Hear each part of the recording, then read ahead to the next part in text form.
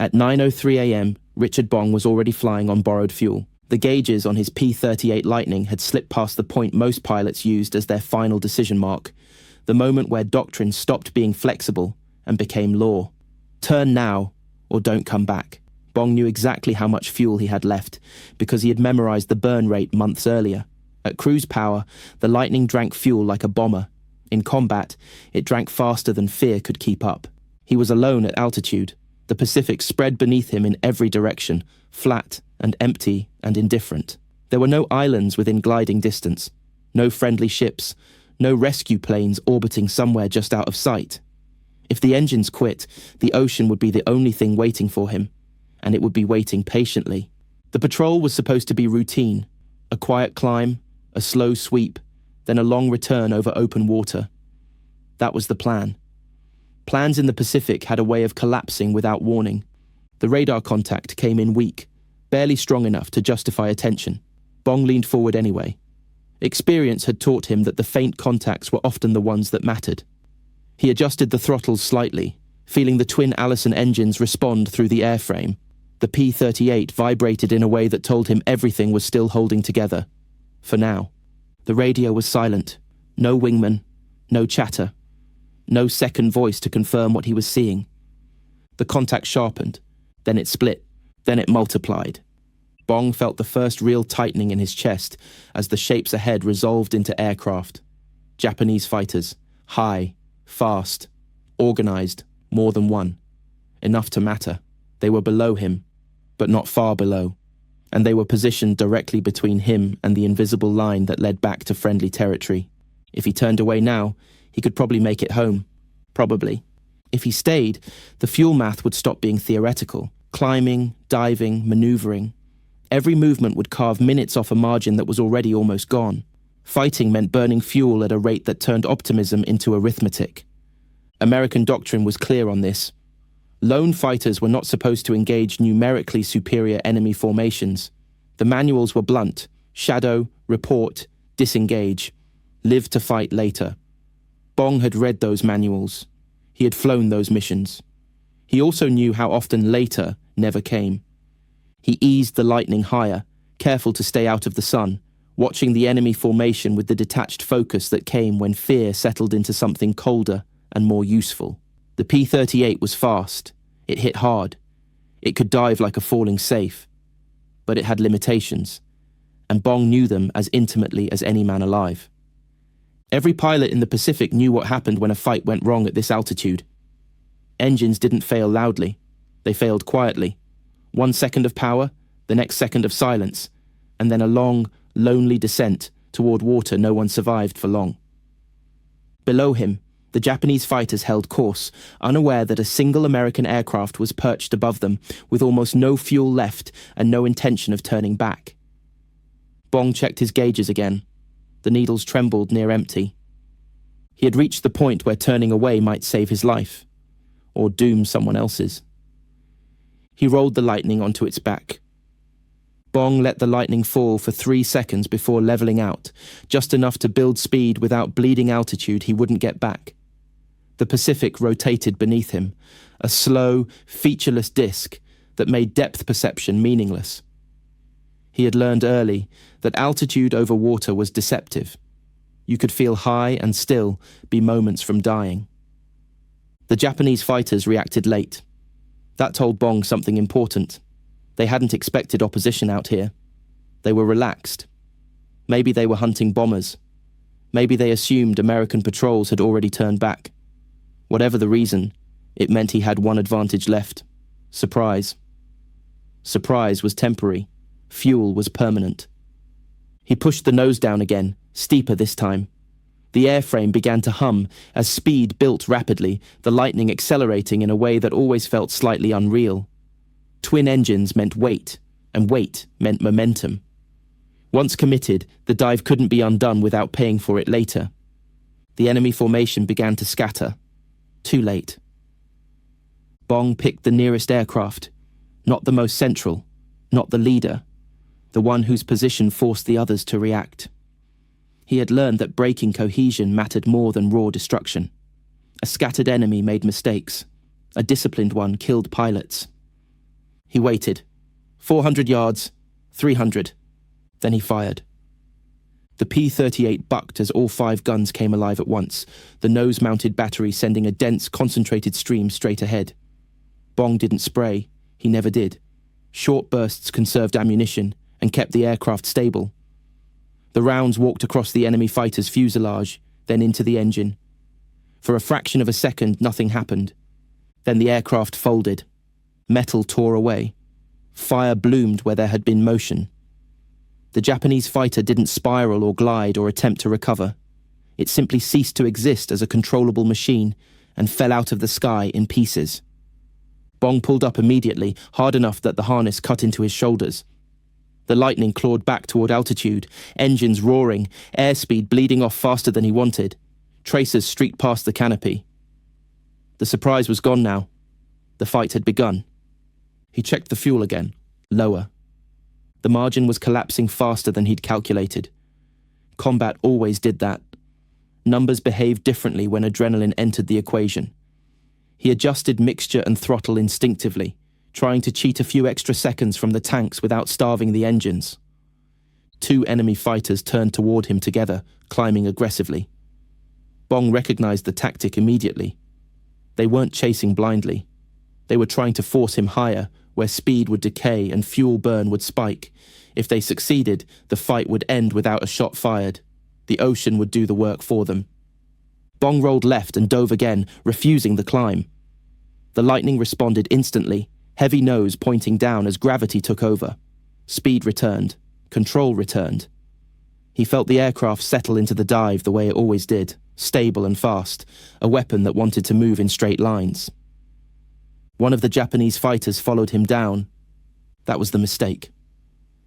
Bong waited until the enemy filled his windscreen, until he could see panel lines and canopy framing. Then he fired again. The burst was short, precise, brutal. The enemy aircraft shuddered, caught fire, and began shedding parts as it fell. 2. Bong didn't watch it hit the water. He never did. Watching wasted time, and time was the one thing he could no longer afford. The remaining fighters broke apart, no longer coordinated, no longer confident. Bong could feel the rhythm of the fight changing. It always did after the first kills. Fear replaced aggression. Pilots started flying defensively, thinking about survival instead of advantage. That was when he was most dangerous, and when he was most vulnerable. He pulled up again, engines straining, altitude creeping back inch by inch. The Lightning was still performing, but the gauges told a harsher story. The needles were nearly pinned at empty now, vibrating slightly, as if uncertain whether they wanted to keep pretending. Bong ran the numbers automatically. Distance to base, wind, altitude, best glide speed. The equation no longer balanced. Even if he disengaged immediately, even if nothing else went wrong, he would reach the coastline with almost nothing left. Another enemy fighter flashed past his canopy, closer than the others had come. Bong rolled hard, felt the onset of blackout at the edges of his vision, then kicked rudder to snap the Lightning around. The maneuver cost him fuel he didn't have. He knew it, even as he did it. The Japanese pilot overshot, unable to match the Lightning's dive speed. Bong fired again as the enemy crossed his nose. The burst caught wing and fuselage together. The fighter pitched violently and disappeared downward in a trail of smoke. 3. Silence returned abruptly. Bong leveled out and scanned the sky, breathing hard now, sweat slick under his gloves. The remaining aircraft were gone, retreating east, unwilling to press their luck against a lone American who clearly wasn't following the rules. He was alone again, and now the fight that mattered most was against the fuel gauges. Bong throttled back immediately, engines settling into a quieter, almost fragile-sounding rhythm. He eased the Lightning into the most economical profile he could manage without risking flameout. The Pacific stretched on, unchanged, indifferent to the fact that he had just survived something that should have killed him. He checked his compass and turned toward home. The needles touched 0. Bong didn't react. Panic burned fuel faster than any maneuver. He held the controls steady, listening to the engines, feeling for vibration changes through the airframe. One engine coughed briefly, then steadied. He leaned the mixture further than the manual recommended, accepting the risk. Manuals assumed margins. He had none. The coastline appeared slowly, almost reluctantly, a dark line against the horizon. Bong watched it with an intensity that bordered on superstition, afraid that if he looked away, it might vanish. The left engine sputtered again, then the right. Bong adjusted, coaxing, bargaining with machines that didn't understand bargains. The Lightning began to lose altitude at a rate he couldn't fully arrest. He lowered the nose slightly, trading height for airspeed, trying to keep the engines turning just long enough. When the airfield finally came into view, it looked unreal, like something imagined rather than real. Bong lined up instinctively, already planning for the possibility that both engines might quit before he reached the runway. They didn't. The Lightning touched down hard but controlled, rolling out with barely enough power to keep moving. The engines died almost immediately after he cut them. Ground crews ran toward the aircraft as Bong sat motionless in the cockpit for several seconds, hands still on the controls, listening to the sudden absence of sound. Only then did he realize how violently his heart was pounding. He climbed out of the cockpit without ceremony. No one cheered. No one asked questions yet. Out here, survival came first. Celebration was something that happened later, if it happened at all. 3 more kills would be added to his tally. They would not be the last, and as word of the engagement filtered through the squadron, it reinforced something his commanders already feared. Richard Bong was becoming too effective to lose, and too willing to keep risking himself anyway. This was not the beginning of his legend. It was simply another day in a war that would demand everything he had, over and over again, until even the men who counted victories began to wonder how long skill could keep outrunning probability. The ground crews counted the holes in Bong's Lightning the same way they always did, quietly, methodically, without comment. A nick in the leading edge, a ragged tear near the right boom, nothing catastrophic, nothing unusual. Aircraft came back like this every day. Pilots didn't always come back with them. Bong didn't stay long on the line. He logged the mission, answered the necessary questions, then walked away while mechanics swarmed over the engines, already draining tanks that had nothing left to give. Someone mentioned how close he'd cut it. Bong nodded once. He had known exactly how close it was the entire way home. By afternoon, the operations tent buzzed with the familiar low murmur that followed a successful engagement. 3 confirmed kills. Solo. Long range. Low fuel. The facts circulated without embellishment. No one needed to add drama. The math was dramatic enough. This was not unusual for Bong anymore. That realization unsettled some of the officers who read the report.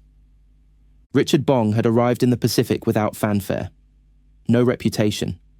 No early brilliance that forced instructors to take notice. He wasn't loud, wasn't reckless in the way people recognized immediately, wasn't the kind of pilot who talked through missions afterward, reliving moments for an audience. He flew, he landed, he left. At first, his commanders noticed only that he survived. Then they noticed how often he returned alone. Then they noticed how many enemy aircraft failed to return at all. The Pacific Air War did not reward bravado. It punished it. Long distances, unpredictable weather, mechanical failures, and enemies who understood their environment better than anyone else combined to erase pilots with terrifying efficiency. A man could do everything right and still vanish between one patrol and the next. Bong did not vanish. He adapted. The P-38 Lightning demanded adaptation. It was not forgiving. Twin engines gave it reach but also complexity. One failure rarely meant immediate death, but asymmetric thrust could kill a careless pilot just as efficiently as enemy fire.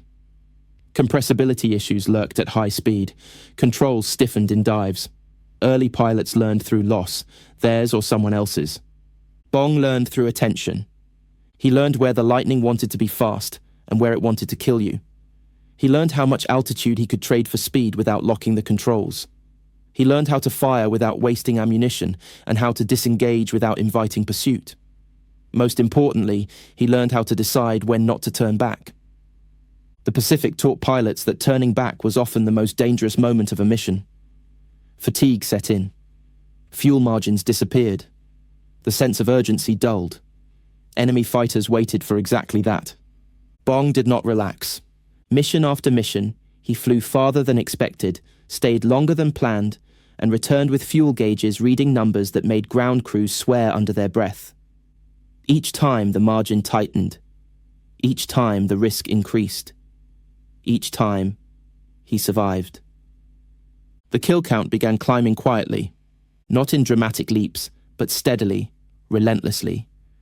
1 aircraft here, 2 there, another solo interception that ended before anyone else could intervene. Bong didn't chase formations recklessly. He didn't linger when the fight no longer favored him. He selected targets the way a hunter selected shots, not for glory, but for outcome. At 2:17 p.m., the problem wasn't Japanese fighters. It was the sky itself. Bong was already on the return leg when the weather came up like a wall. It didn't announce itself with thunder or dramatic clouds. It just thickened, layer by layer, until the horizon stopped being a line and became a rumor. The Lightning's cockpit glass went dull around the edges. The sun dimmed into a pale coin. And the Pacific below, always the same empty blue, began to disappear under a ceiling of grey. He had flown through weather before. Everyone had. But this was the kind that changed the entire flight plan without asking permission. The kind that turned navigation into guesswork and fuel planning into gambling. On paper, Bong had enough to make it home. In the air, with wind shifting and visibility collapsing, enough became a word that didn't mean anything. He checked his fuel again. The needles were lower than he liked, but not catastrophic. Not yet. He leaned the mixture slightly, listening for the engines to complain. The Allison engines had a way of telling you when you were pushing them too far. Subtle changes in vibration, a slight unevenness in the sound. Bong didn't trust gauges alone. Gauges lied. Engines didn't. The radio crackled once, then went quiet again. Not a call for him, just static. Atmosphere thickening and swallowing signals the same way it was swallowing light. He had no wingman to cross-check heading, no formation lights to follow, just his compass, his clock, and the slow realization that the weather was forcing him lower. Lower meant safer visibility. Lower meant thinner margins. Bong eased the Lightning down a few hundred feet, careful to keep airspeed steady. The P-38 didn't like sloppy hands. It punished them. In calm conditions, you could treat the Lightning like a blunt instrument and get away with it. In weather like this, every movement echoed. At first, the descent helped. The grey ceiling lifted slightly. The ocean reappeared in patches through breaks in the cloud. But the air grew rough, choppy in a way that made the Lightning shudder. The twin booms vibrated. The control yoke trembled under his hands. It wasn't violent turbulence. Worse than that, it was unpredictable. The kind that nudged the aircraft off balance at the exact moment you didn't want to be nudged. Bong held his course anyway. And then the left engine coughed. It was a small thing. A single hiccup in the steady roar. A momentary stumble that lasted less than a second. But Bong felt it instantly, like a body sensing pain before the mind identifies it. The aircraft yawed slightly as power dipped, then corrected when the engine caught again. He didn't panic. Panic was waste. But he did something more important. He stopped assuming. He checked the engine instruments. Temperatures and pressures looked acceptable. Nothing screamed disaster. That was what made it dangerous. Engines didn't always fail with warning. Sometimes they failed politely, a gentle decline that gave you just enough confidence to keep going until confidence became the last thing you had. Another cough, softer this time.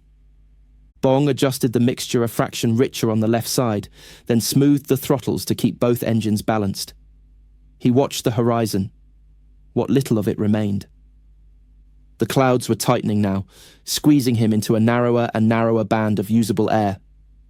He considered climbing back above it. Climbing would solve visibility. Climbing would also burn fuel at the exact moment he needed to conserve it. And climbing in marginal weather invited another enemy the manuals talked about in clinical terms: icing.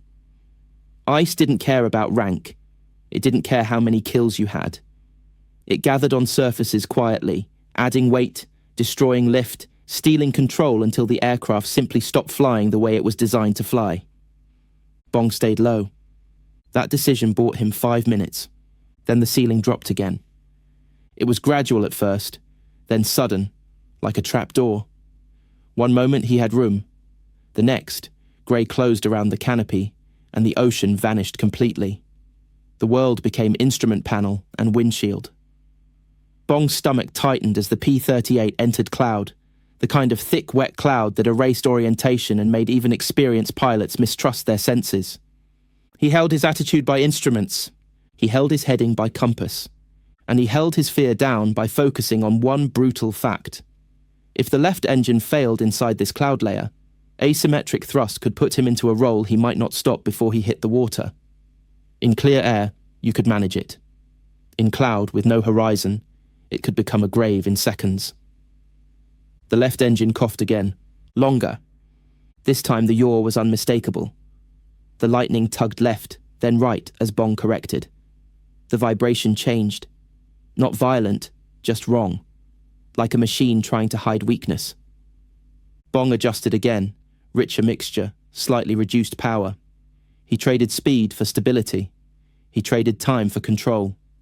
Every trade cost fuel, and fuel was already a dwindling bank account. Then the lightning shook. Not turbulence, not a gust.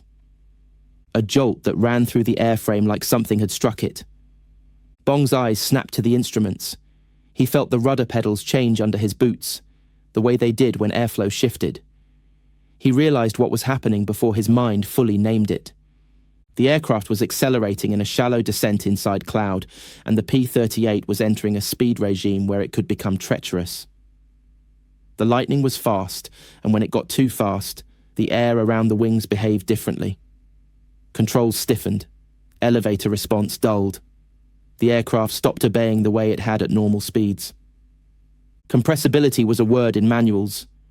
In the cockpit, it was a sensation, like the plane suddenly becoming heavier, like your hands were moving a control yoke connected to nothing. Bong eased back gently. Nothing. He eased more. The response lagged, then came too late. The lightning began to pitch up slightly, then down again as the turbulent air threw it. He felt the beginnings of that sickening instability where the plane wanted to do its own thing and you were no longer fully in control. The cloud around him offered no horizon to judge descent. The altimeter ticked downward too quickly. Bong forced himself to breathe. He reduced power carefully, trying to bleed speed without inducing a stall. He knew the balance was razor thin. Too much back pressure and he could snap into an unrecoverable stall spin in cloud. Too little and compressibility would deepen. The left engine coughed again. Now the problem was stacked.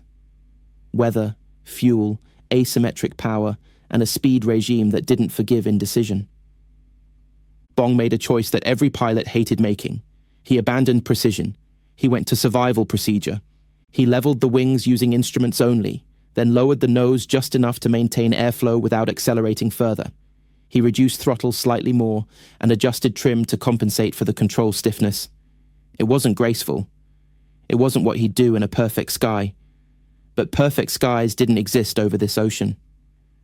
The P-38 steadied, barely. He held it there for long seconds, fighting the impulse to pull harder, to force the aircraft to obey. Force was how pilots died in compressibility. The correct response was patience, letting speed decay naturally, letting airflow return to normal behavior. The altimeter continued dropping. Bong couldn't see the water. He couldn't see anything. He had no idea how close he was to the surface beyond the instrument's cold reading. 3,000 feet, 2,800, 25. The left engine stumbled violently, a deeper surge that made the lightning yaw hard enough that Bong had to stomp rudder to keep the nose from slewing off course. That moment, one sudden yaw inside cloud, was enough to make everything feel fragile. He imagined the worst, left engine quitting entirely, lightning rolling, compressibility locking controls, the aircraft diving into water before he even saw it. He pushed the mixture richer again, coaxing. The engine caught. Not fully, but enough. The aircraft finally emerged from cloud as if breaking through a surface. 1 second grey, the next second open air, and the ocean was there, frighteningly close, textured with whitecaps under the overcast like teeth. Bong glanced at the altimeter. Less than 2,000 feet. In clear air, that altitude was still survivable. Over open water, with an engine faltering and fuel low, it felt like being forced to run on a ledge. He levelled out. The lightning skimmed above the sea, fast enough to stay stable, low enough to avoid the cloud ceiling. It was the opposite of how he wanted to fly, but the sky above had closed, and the ocean below had no mercy. He checked fuel again. Lower, much lower. The minutes he'd burned in cloud, the power adjustments, the extra corrections, they had eaten his reserve. What had been tight was now desperate. He didn't know if he had enough for a proper approach and landing. He might have enough to reach land. He might not. And then, as if the day wanted to confirm that survival was never a single problem, but a pile of them, the left engine coughed again, then smoothed, then coughed again, an irregular heartbeat. Bong turned his head slightly, eyes scanning the empty horizon for anything that could be land, any faint shadow that might mean coastline. Nothing. Just ocean, overcast, and the faint suggestion of rain far ahead. He realized the truth in a cold flash. He had survived the Japanese. He was now fighting the Pacific, and the Pacific was a better killer because it didn't miss. The lightning held together mile by mile, engines rough but running, wings steady in a low, fast line toward home. Bong kept his hands relaxed on the controls, forcing his body not to transmit tension into the aircraft. He leaned the mixture to the edge of acceptable, listening for the engines to protest, watching for signs of flame-out. When the coastline finally appeared as a darker smear under the grey, it didn't bring relief. It brought another calculation. Land meant options, but it also meant terrain, obstacles, and the need to climb into cloud again if he wanted to reach a proper airfield. He stayed low. He followed the line of coast, like a man following a rope in darkness, refusing to gamble on climbing unless the engines proved they could hold. By the time the airfield came into view, Bong was still not sure he'd make it. That uncertainty followed him even as the runway grew larger, even as the lightning crossed the perimeter, even as he lowered the gear and felt the drag bite like a hand on his chest. The left engine sputtered again at the worst possible moment, on final approach, where altitude was minimal and options non-existent. Bong corrected gently, refusing to overreact. Overreaction was how you stalled. He held the glide, held the line, held the aircraft together with the same discipline that had kept him alive in combat. The lightning touched down hard, bounced once, then settled. Bong rolled out with the engine still running, barely. He taxied off the runway and cut the throttles. The left engine died first. The right followed seconds later, as if both had been waiting for permission. Bong sat still for a moment, hands resting on the controls, listening to the sudden quiet. Not the quiet of victory. The quiet of something that had almost ended without anyone seeing it happen. When he climbed out, he didn't look back at the aircraft. He didn't need to. He had felt every weakness in it in the air. He had felt how thin the margin really was, even for someone who kept winning. That mission wouldn't add to his kill tally. It wouldn't make the papers. But it did something more important. It reminded him, brutally, that his greatest enemy was never the pilot across the sky. It was the math that waited after the fight, the part no one applauded, the long return over indifferent water where skill could only stretch probability, not defeat it. And the war, indifferent as ever, would ask him to do it again soon. He didn't know it yet, but survival like that never stayed private for long. Japanese pilots began noticing. They learned the silhouette of the P-38 well enough, but Bong's tactics confused them. He didn't fight like the Americans they had learned to exploit. He didn't turn. He didn't stay. He arrived with speed, fired with precision, and left before they could bring numbers to bear. It created unease. For Bong, it created expectations. Commanders began assigning him missions, others hesitated to fly. Long escorts, lone patrols, gaps between coverage areas where intelligence suggested enemy activity, but no one wanted to risk losing multiple aircraft. Bong accepted them without comment. Each mission extended the ledger. Each success narrowed his odds. The contradiction became impossible to ignore. The more effective Bong became, the more dangerous it was to let him keep flying. Pilots like him were irreplaceable. Aircraft could be shipped, crews could be trained. Experience like his took years the war did not allow. Orders began to change subtly. He was rotated off certain patrols, paired more often with wingmen who were told quietly to keep him out of unnecessary trouble. Bong noticed. He didn't argue. He simply adjusted. When paired with others, he flew slightly ahead, slightly higher, just far enough that if contact occurred, he would see it first. The moment combat began, formations dissolved anyway. War made liars out of neat plans. His tally rose faster, 10 kills, then 15, then 20. Each milestone was recorded, announced, then filed away as the war pushed forward. Medals arrived. Bong accepted them politely. He did not change how he flew. He did not change how much fuel he burned. What changed was the tone of the conversations around him. Senior officers began using words like asset and symbol. Intelligence officers began attaching his name to morale reports. There were discussions, quiet at first, about what would happen if he was lost. The answer was always the same and always unacceptable. They needed him alive.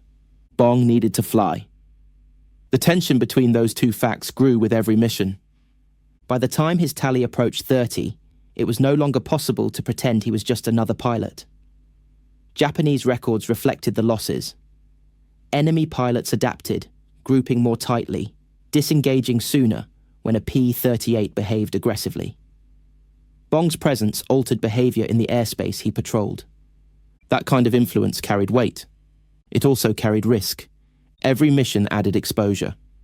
Every engagement invited randomness. Mechanical failure did not care about skill. A lucky shot did not respect statistics.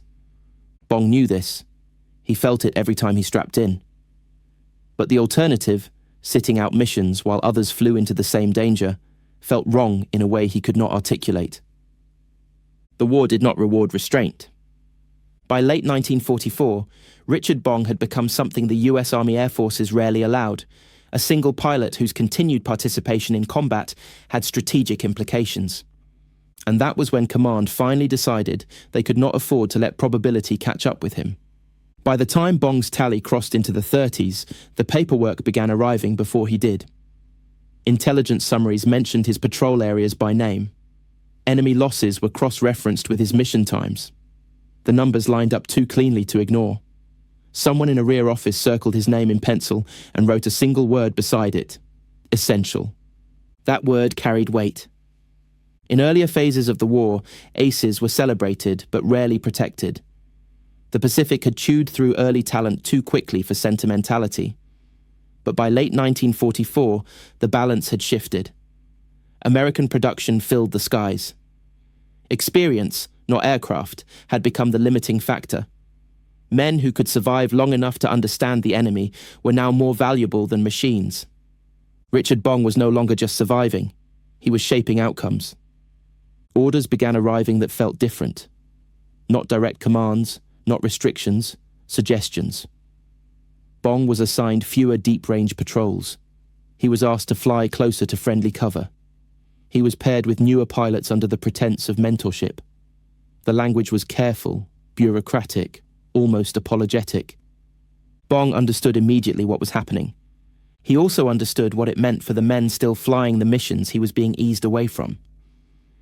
The Pacific Air War had a way of revealing hypocrisy. Doctrine preached caution, but victories required men willing to accept asymmetrical risk.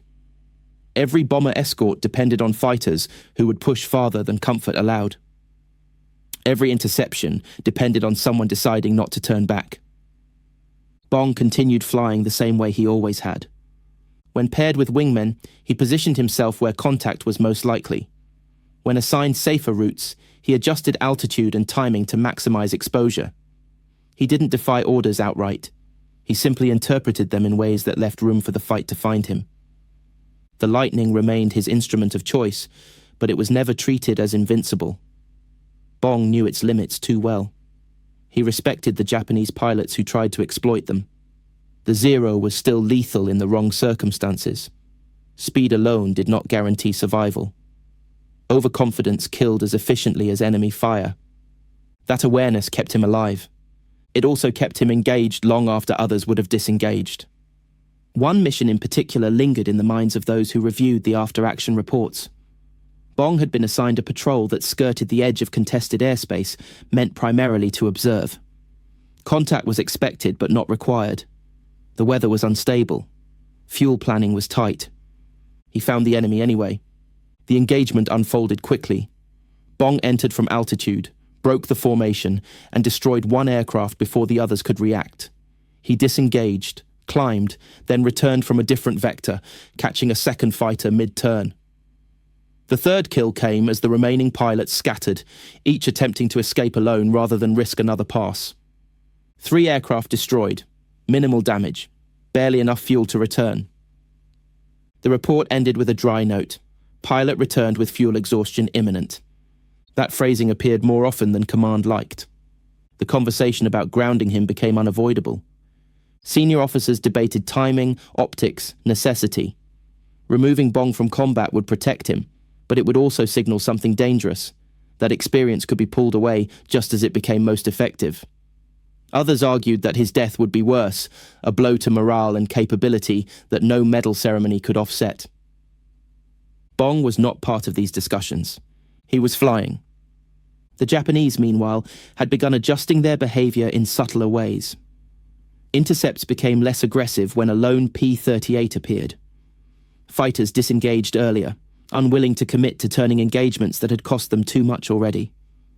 Bong's presence altered enemy calculus, even when he didn't fire a shot. That effect mattered, but it also narrowed his future. A man who consistently forced the enemy to retreat became predictable. Predictability invited countermeasures. Bong sensed the shift before anyone told him. He noticed fewer challenges, more cautious adversaries. He noticed that engagements ended sooner, leaving less opportunity to press an advantage. The sky felt emptier, but no safer. He adjusted again. Rather than chase reluctant opponents, Bong focused on positioning. He anticipated intercept points, arrived earlier, waited longer. He let patience replace aggression, knowing that impatience on the other side would eventually create openings. It worked, until it didn't. On one late-year mission, weather closed in faster than forecast. Clouds rose from below, swallowing altitude and compressing the vertical space where Bong usually operated. Visibility dropped. The lightning's advantages narrowed. Fuel planning became guesswork. Contact came unexpectedly, close and fast. The fight that followed was chaotic, compressed, and dangerous in ways Bong disliked. There was no clean dive, no clear separation.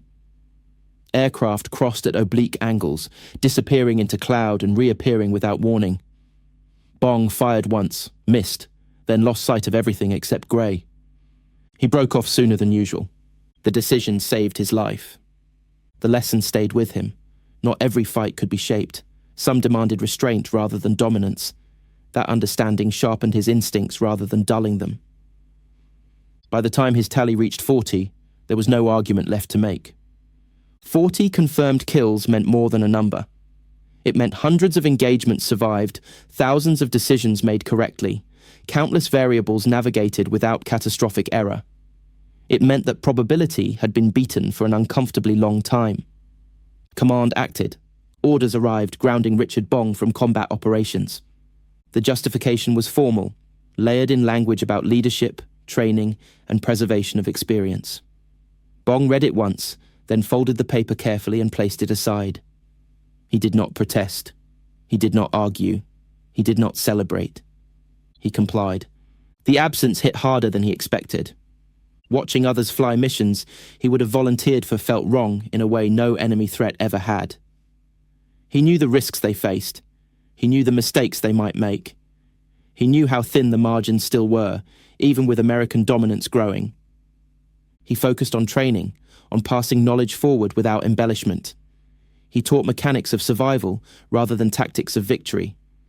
He emphasized fuel management, disengagement timing, and the importance of refusing bad fights. Some listened, some didn't. The war moved on without him at the front edge. When news of the war's end finally came, it arrived without ceremony. No final mission, no decisive engagement, just a cessation of orders and a slow unraveling of urgency that had governed every decision for years. Richard Bong had survived the Pacific Air War not because he was fearless, but because he understood fear as information. He listened to it. He weighed it. Then he acted anyway, not recklessly, but deliberately, accepting risks only when the math demanded it. 40 Japanese aircraft destroyed. Countless others deterred. Missions altered simply by his presence. He never flew to be remembered. But the sky remembered him all the same. The end of combat did not feel like victory to Richard Bong. It felt like silence. The routines that had defined his life for years vanished almost overnight. No pre-flight checks, no fuel calculations, no scanning empty sky for shapes that might become threats. The discipline that had kept him alive suddenly had nowhere to go. For men who had lived inside constant pressure, the absence of it could be disorienting in ways no enemy had ever been. Bong returned home carrying numbers that made him a symbol whether he wanted to be one or not. 40 confirmed victories placed him above every other American fighter pilot of the war. Newspapers printed his name beside photographs that felt unreal to him, captions describing feats he remembered only as sequences of decisions made under stress. He accepted the attention with the same quiet reserve that had defined his time in combat. He answered questions plainly. He did not dramatize. He did not embellish. The public wanted a hero who spoke like one. They did not get that. Bong spoke instead about aircraft behavior, about how small errors compounded, about how survival often came down to refusing bad fights rather than winning good ones. He talked about fuel more than enemies, about patience more than courage. Some listeners leaned in. Others waited for stories that never came. The Army Air Forces understood something the public did not. Pilots like Bong were dangerous to myth-making. Their stories resisted simplification. They did not fit clean narratives about bravery and glory. They exposed the war as it actually was, a prolonged negotiation with chance. That made Bong valuable even after combat ended. He was retained, studied, and eventually assigned to a new frontier of aviation that promised speed beyond anything piston engines had allowed. The war had proven the limits of propeller-driven aircraft. Jets were the future, and the future needed pilots who understood discipline under pressure. Bong volunteered. Flying jets required unlearning instincts that had kept pilots alive for years. Throttle response behaved differently. Stall margins were unforgiving. Recovery windows were shorter.